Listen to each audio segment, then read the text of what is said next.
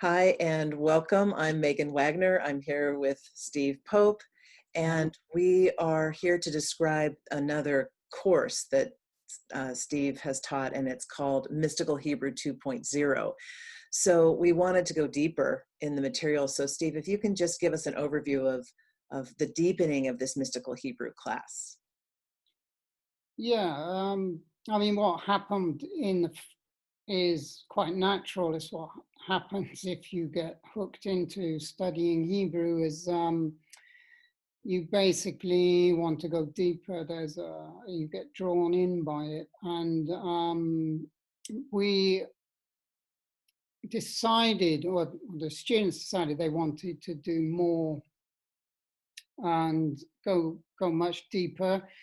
Again, we're using meditation as the basis of looking at the letters. So a lot of people have put off studying Hebrew because they think it's so complex. So what we've done is to go through each letter, and in that you're forming your own relationship with the Hebrew alphabet. And as this begins to open up within your soul and awaken within your spirit, let's put it that way, um, the natural feeling for the letters is either ignited, or the person simply realizes it's not for them. So in this case, we extended the lessons to 1.5 hours so that we have more meditational space. And it gave us the opportunity to re-examine a lot of prejudices that we have been brainwashed into by the religious, authoritarian, patriarchal mindset. Really important. I think that was helpful for me to give myself the opportunity to sort of unprogram myself and to move deeper into stories like Genesis, the Garden of Eden, deeper into stories that I, as you said, brainwashed, or I felt what the narrative was controlled. And so what you've been helping us to do is to open our body, our soul, our spirit to a whole new understanding, a mystical understanding of what these stories and what the letters actually mean. Yeah. I'd like to just talk about the titles of each of these lessons, and then you can elaborate on whichever feels good for you. So we did a good review of the Hebrew letters, the grid, how the letters correspond to numbers. That was interesting. Then we talked about your explanation of Yahweh and why that's so important. Adam as universal humanity. We talked about Adam, Eve, the Garden of Eden reconsidered. That was really great to completely redo that story. And then we did a few sessions on living consciously in our garden of delight and joy.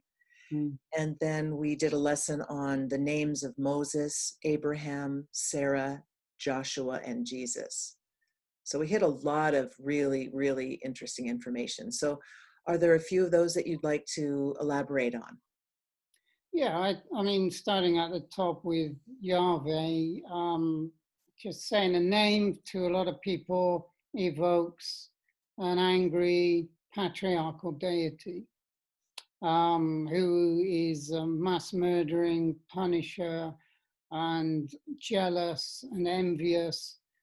It only takes us a little to stand back into conscious awareness to realize that this is nonsense, because we're talking about a universal consciousness, which has no idea of ego, and so therefore has no ability or desire, whatever we want to call it, to be jealous, envious, or violent.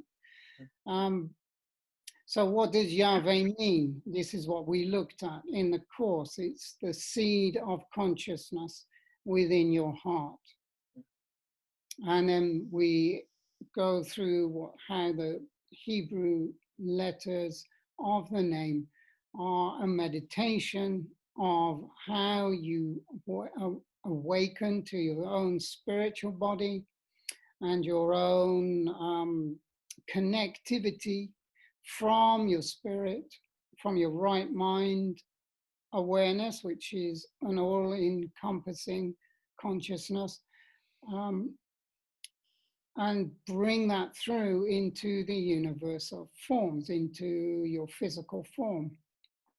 Wow. Yes.